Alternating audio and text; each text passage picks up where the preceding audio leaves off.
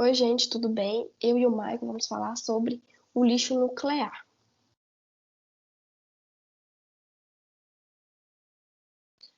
O nosso trabalho ficou dividido da seguinte maneira.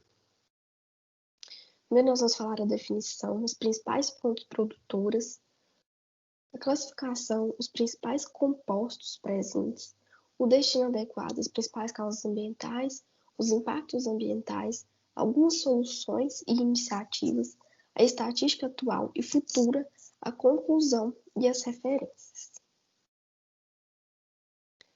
O lixo nuclear ele também é conhecido como lixo atômico ou lixo radioativo. E ele é basicamente todo resíduo que possui compostos radioativos que perderam sua utilidade de uso e tudo que teve contato com os mesmos. Ou seja, uma roupa de proteção que teve contato com lixo radioativo, que teve contato com compostos radioativos já é considerado como lixo nuclear. E eles são produzidos durante todo o ciclo do combustível nuclear. E as principais fontes produtoras são desde a mineração do urânio, que é o composto utilizado pelas usinas nucleares. Ele é um material levemente radioativo encontrado em rochas, solos e água, e durante a extração desse composto é gerado lama com resíduos radioativos. As usinas nucleares são responsáveis pelo maior volume de lixo nuclear atualmente. Durante a produção de energia, que tem a fissão do urânio, o que sobra desse urânio é considerado lixo nuclear. Durante a fabricação, manutenção ou desativação das armas nucleares, vários resíduos são gerados. Objetos de uso caseiro, como pilhas, baterias e lâmpadas, também podem gerar lixo nuclear. Por isso que elas devem ter. Por isso que a gente não pode jogar no lixo comum, tem que ter um tratamento adequado. Laboratórios de exames clínicos, como a medicina nuclear, alguns instrumentos de exames médicos usam produtos radioativos, como exames como quimioterapia, raio-x. Eles são classificados basicamente de 3 formas. Nós temos o lixo de baixa radioatividade, que é o lixo atômico que se desintegra mais rapidamente. O lixo de média radioatividade, eles requerem um maior cuidado, pois emitem uma maior radiação. E o lixo de alta radioatividade, que são extremamente tóxicos e exigem alto grau de cuidado. Como exemplo de baixa radioatividade, são elementos, roupas de proteção, que tiveram contato com o material radioativo. E um exemplo de alta radioatividade são os produtos físseis. O lixo nuclear ele pode ser composto por vários elementos, alguns com alta duração, outros com curta duração. Nós trouxemos 3 exemplos de elementos compostos no lixo nuclear. O estronço 90 radioativo, que ele é o produto da fissão do urânio. A sua meia-vida é em torno de 28 anos. A meia-vida é o tempo que ele gasta para perder metade da sua radiação. Caso ele caia na corrente sanguínea, ele pode causar uma forte anemia ou leucemia. O iodo 131 ele tem uma meia-vida em torno de 8 dias e ele é utilizado na medicina de diagnóstico para tratamento de tumores na tireoide. O césio 137 ele não existe naturalmente na natureza, ele também é resultado da fissão do urânio dentro do reator nuclear e sua meia-vida é em torno de 30 anos. E então, qual que é o destino adequado desse lixo nuclear? Ele deve ser transportado, tratado, isolado com o máximo rigor de cuidado, seguindo todas as normas de segurança estabelecidas pelos principais órgãos fiscalizadores, a fim de evitar contaminação e acidentes. Nós vimos que eles podem levar anos para perder toda a sua radiação. E a fiscalização das áreas de radiação é de responsabilidade do Conselho Nacional de Energia Nuclear. Inclusive, eles têm um site que tem todas as informações necessárias, desde transporte, armazenamento, por exemplo. Então, o armazenamento vai depender do grau de radiação. Os de baixa radiação eles podem ser armazenados em latas sem blindagem especial, podem ser armazenados em depósitos provisórios ou permanentes. Aqui no Brasil, a gente tem depósito provisório no Rio de Janeiro, São Paulo, Minas Gerais, e tem um permanente em Goiás. Os de média radiação, eles devem ser colocados em tones blindados de concreto e também podem ser armazenados em depósitos provisórios ou permanentes. E já os de alta radiação, eles devem ser guardados em piscinas especiais, refrigeradas, protegidas junto aos próprios reatores, para eles perderem um pouco da sua radiação e depois eles são armazenados em depósitos geológicos. Tanto as piscinas quanto os reatores, eles são cercados por barreiras de aço, chumbo e concreto, a fim de evitar qualquer tipo de liberação desses compostos radioativos. As principais causas desse problema ambiental temos o descarte incorreto e o vazamento de resíduos radioativos provenientes de diversas fontes. Trouxemos 3 notícias interessantes do descarte incorreto que exemplifica bastante as causas ambientais, os problemas, né? Os oceanos viram depósito de lixo nuclear. Em um passado não muito distante, alguns países descartavam o lixo nuclear nos mares, justamente por não ter uma política de fiscalização, né? O lixo nuclear de extinta mina de urânio ocupa a área de 100 maracanãs. A exploração da INB terminou em 1995, mas terreno não foi descontaminado. A Comissão de Energia encontrou problemas na manutenção dos resíduos. Isso mostra que a falta de fiscalização, uma falta de política que cobre dessas empresas a responsabilidade, né, de descontaminar, que quando a gente para e pensa uma área, um lixo nuclear que ocupa 100 maracanãs, a gente imagina uma produção em larga escala e um armazenamento não correto desse lixo nuclear, provocando uma contaminação do local, né, e das pessoas que estão manuseando ele. O poço de lixo radioativo das Ilhas Marshall pode romper por causa das mudanças climáticas. Material foi estocado em reservatório marinho pelos Estados Unidos no fim da Guerra Fria, e agora a elevação dos mares, dos oceanos, ameaçam a estabilidade do local.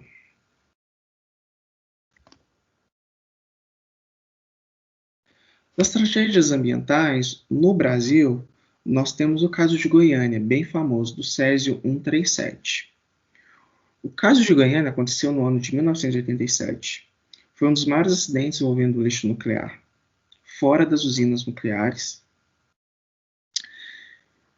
que foi de um aparelho utilizado em radioterapia, que foi encontrado dentro de uma clínica abandonada por catadores de ferro velho.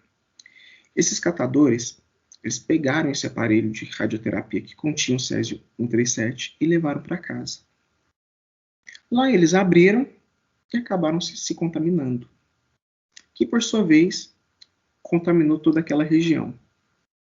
E esses catadores tiveram contatos com outras pessoas, e assim sucessivamente, fazendo com que houvesse uma contaminação em massa, provocando, por sua vez, milhares de mortes. Estima-se que mais de 400 pessoas morreram em decorrência à tragédia de Goiânia. E várias outras pessoas com problemas crônicos de saúde, como câncer. A descontaminação ela não foi fácil, né, porque gerou, em média, mais de 6 mil toneladas de lixo nuclear, né, e foi criado um depósito, né, para armazenar, para confinar esse lixo nuclear na cidade de Abadia de Goiás. Eles estão, né, confinados em caixas, tambores, em containers, e deve ficar por cerca de 500 anos. A gente sabe que a meia-vida, né, do material radioativo é de 500 anos, né? Então, podendo ficar bem mais tempo armazenado. Aqui a gente tem uma imagem, né, de uma casa sendo destruída. Na verdade, toda essa região acabou sendo destruída, né, porque as pessoas que tiveram contato com o material foram para casa e acabou contaminando toda aquela região. Fora do Brasil, temos o famoso caso de Chernobyl, um acidente nuclear de proporção catastrófica, ocorrido em 26 de abril de 1986. A HBO desenvolveu a série, que chama Chernobyl, que explica minuciosamente, né, o que ocasionou esse acidente nuclear. Acho bastante interessante. Fica a dica. Os operadores do reator eles cumpriram diversos itens do protocolo de segurança, fazendo com que o reator explodisse, devido a um erro no seu projeto. Esse erro está diretamente relacionado a esse protocolo de segurança. Antigamente, a União Soviética, né, a antiga União Soviética, desenvolvia vários reatores em seu país, né, produzia em larga escala energia nuclear. E esses reatores, havia um erro no seu projeto, que em determinado momento explodia.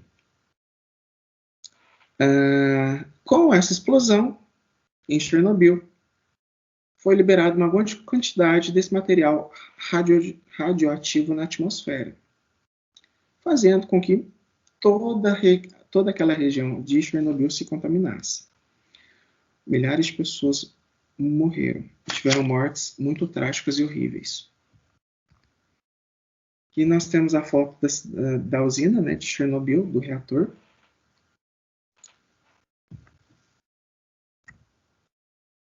Qual o dano ambiental que o lixo nuclear causa? Causa o desequilíbrio nos ecossistemas, a contaminação da água no mar, a diminuição da resistência imunológica da pessoa que teve ali contato com o lixo nuclear, né, ocasionando câncer, enfim, né, problemas de saúde. Mutação genética de espécies de plantas, insetos e animais daquela região que está o lixo nuclear. Escassez do solo, ar e água adequados à agricultura e para a manutenção da vida da área afetada. Na série Chernobyl, a gente vê que todos os animais daquela região tiveram que ser sacrificados. Todas as plantações tiveram que ser cortadas, né? Tiveram que ser descartadas. Os rios impróprios para banho e para consumo. Ou seja, toda a vida daquela região morreu. E até hoje a cidade de Chernobyl está deserta, em decorrência aos altos índices de radiação que tem lá. Soluções iniciativas que devem ser tomadas em relação ao lixo nuclear. O correto e consciente manuseio, desde a produção da energia até o descarte do lixo nuclear. A diminuição dos testes nucleares é uma solução ou uma iniciativa, né? O monitoramento mais rígido dos responsáveis pela fiscalização desses testes e do manuseio. Aqui no Brasil, a gente tem a ABEM, da Associação Brasileira de Energia Nuclear, que no ano de 2006 criou um comitê que formula soluções adequadas dos rejeitos radioativos. Temos também a limitação do uso de raio-x e, claro, investir no desenvolvimento tecnológico desde a produção da energia nuclear até o armazenamento ou descarte desse lixo nuclear. Nas estatísticas atual e futura em relação ao lixo nuclear, aqui no Brasil nós temos um exemplo bem interessante de produção de energia nuclear, que é a Angra 1 e a Angra 2. A Angra 1 foi criada no ano de 1985 e a Angra 2 no ano de 2001. A Angra 2 é filha da Angra 1. Essas duas usinas são responsáveis por 3% da energia elétrica no Brasil. Pensando no futuro, né, de uma energia limpa, sustentável, né, pensando no meio ambiente e nas novas energias, né, do futuro, desenvolveu-se a Angra 3. No ano de 2020, a Angra 3 está com 68% da sua obra concluída. Para vocês terem uma noção, a Angra 3 ela foi iniciada a sua construção há 36 anos atrás. E só vai ser possível a sua finalização no ano de 2021, né, que é a previsão, em decorrência de toda uma legislação, de todo um conflito político interno e externo, né, uma conscientização ambiental também do país, que vai ser possível da finalização da Angra 3. Pensando na Angra 3, o Brasil terá mais 6 usinas nucleares a partir de 2030. A expectativa é de que as novas usinas recebam um investimento de 30 bilhões, que seriam divididos entre o governo e a iniciativa privada. A energia nuclear é uma fonte de energia que não emite gases de efeito estufa, mas, em contrapartida, o descarte incorreto, altamente tóxico e nocivo à nossa saúde. Ela irá desempenhar um papel cada vez mais importante na matriz energética mundial. Vários e vários países estão produzindo a energia nuclear, estão preferindo e estão adotando a energia nuclear, ou tem protocolos para se adotar no futuro. Né? Então, exige-se uma legislação mais eficaz, né, na produção dessa energia e do descarte. Né? Pensando também no armamento nuclear, né? Então, tem que ser estudado bem a fundo, né, as variáveis por trás de tudo isso.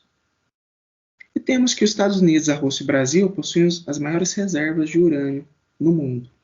Né? Se tratando de Brasil, é uma projeção de futuro extremamente animadora para os que defendem, né, a utilização da energia nuclear, sendo um dos países que mais produzem, né, que mais tem a reserva, vai produzir uma quantidade maior, né, podendo até vender energia para os nossos países vizinhos. E também pensando em questões ambientais e energias limpas, a gente pode falar que é renovável porque a gente está tirando do meio ambiente, mas tratando em energia limpa, a gente pode falar que está pensando no meio ambiente. Por fim, a gente pode concluir que a responsabilidade pelos resíduos nucleares, principalmente em relação aos de alto nível de radioatividade, é uma grande prioridade das usinas nucleares, pois estes geram problemas ambientais e podem significar ameaça à segurança humana. E é claro que nós também somos responsáveis em estar fiscalizando, em estar cobrando dos órgãos competentes a fiscalização, a adequação, né, dessas usinas e afins. Essas são as nossas referências. Obrigado a todos pela atenção. Tenham um bom dia.